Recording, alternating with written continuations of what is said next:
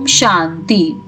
आज की मुरली में बाबा कहते, कलयुग रावण राज्य जैसे शोक वाटिका।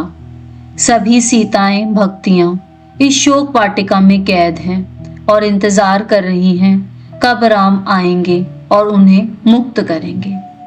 आज समझेंगे कैसे ये कलयुग शोक वाटिका समान है।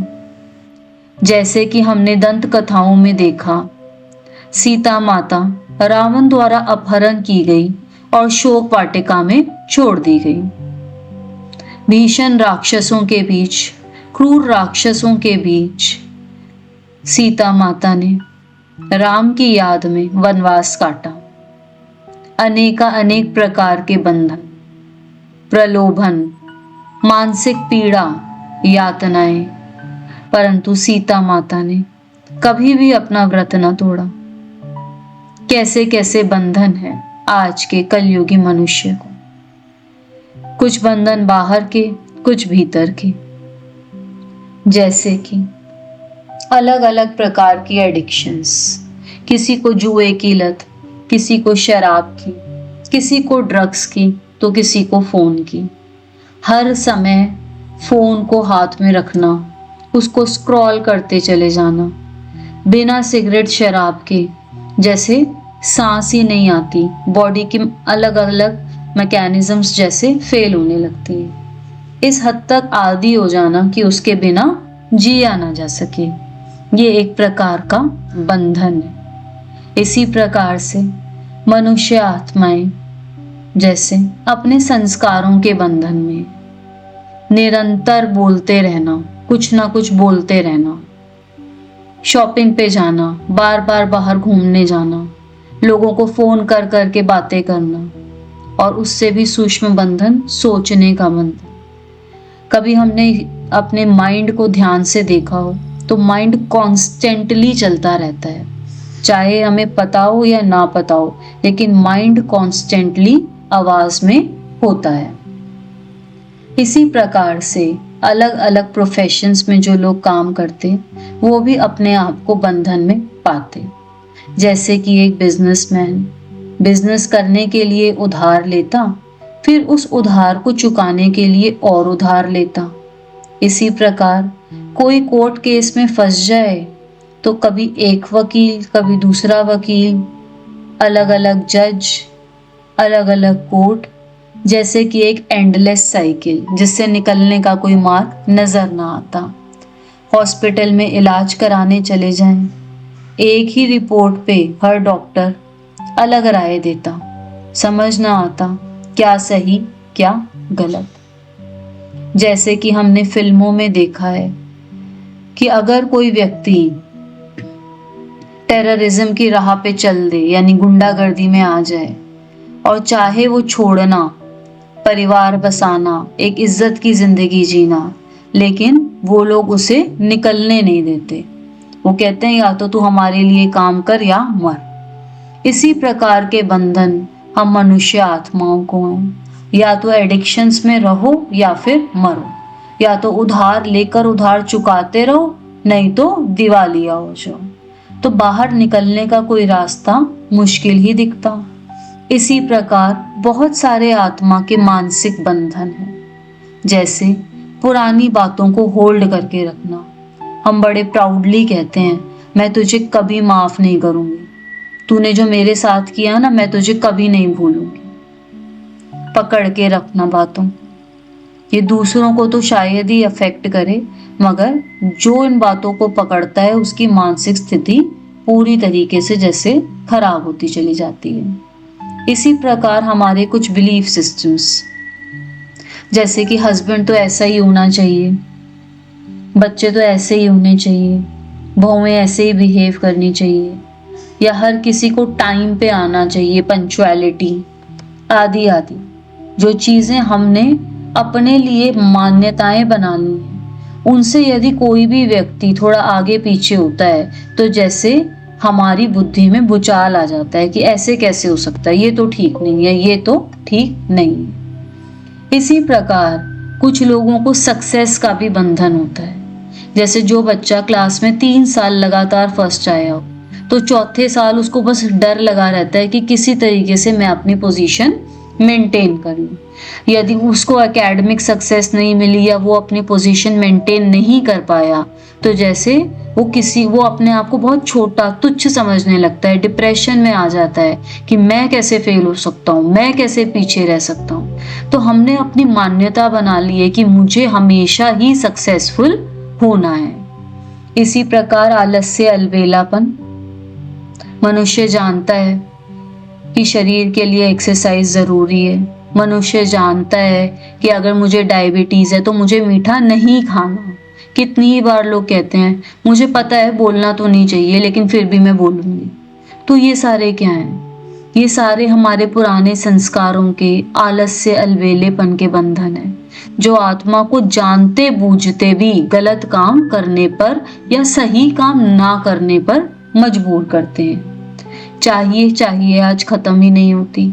एक चीज मिल जाती है तो दूसरी चाहिए, दूसरी मिल जाती है तो तीसरी चाहिए। असंतुष्टता। अनेका अनेक प्रकार के बाह्य एवं भीतरी बंधन। इन बंधनों में आत्मा जैसे जकड़ी हुई, निकलने का कोई रास्ता ना मिलता। इसीलिए बाबा कहते हैं मुरलियों में, कलयुग एक विशियस सर्कल है, विशियस वर्ड है। विशियस अर्थात गोलाधार, जैसे दलदल होता है जिसमें से स्वतः नहीं निकला जा सकता, उससे निकलने के लिए किसी की आवश्यकता होती है। जैसे हम सीताओं को राम की आवश्यकता। जैसे रावण सीता को डराया करता था, अलग अलग प्रकार से मानसिक प्रताड़ना, मेंटल टॉर्चर किया करता था कि तू मेरी बन जा, मेरी बन जा। उसी प्रकार आज हम देखते हैं कि मनुष्यों को अनेका अनेक प्रकार के मानसिक रोग सता रहे हैं। वर्ल्ड हेल्थ ऑर्गेनाइजेशन के अनुसार पूरे विश्व में हर 8 व्यक्तियों में एक व्यक्ति मेंटल हेल्थ डिसऑर्डर को फेस कर रहा है, अर्थात मानसिक रोग से ग्रसित है। पूरे विश्व भर में 8 लाख से ज्यादा सुसाइड हर साल होती हैं। अगर भारत का देखें तो 15% इंडियन एडल्ट्स जो हैं वो मानसिक रोग से ग्रस्त हैं। एंजाइटी, डिप्रेशन, ओवरथिंकिंग, छोटे छोटे बच्चों के मुंह में भी आते हैं ये वर्ड। कहेंगे मैंने अपने नंबर देखे ना, मैं तो डिप्रेस ही हो गई। ये डिप्रेशन शब्द इतना कॉमन कैसे हो गया? कैसे छोटे बच्चों तक को ये पता चल गया कि हाँ जी ऐसी भी कोई बीमारी होती है? हंसने खेलने खाने पीने की उम्र में कैसे बच्चे डिप्रेशन जैसी बीमारियों में आज जा रहे हैं? सब रावण की कृपा। इसी प्रकार जैसे रावण जो है वो अनेका अनेक प्रलोभन दिया करता था सीता को कि तू मेरी बन जा, तुझे पटरानी बनाऊंगा, मंदोदरी को निकाल दूंगा, तू बस मेरी तरफ मुख करके तो देख। लेकिन सीता कभी भी उसके प्रलोभनों में नहीं आई। इसी प्रकार 5 विकार, काम, क्रोध, मोह, लोभ, अहंकार, ये पांचों विकार जैसे हमें प्रलोभन देते हैं लॉन्ग लास्टिंग हैप्पीनेस का।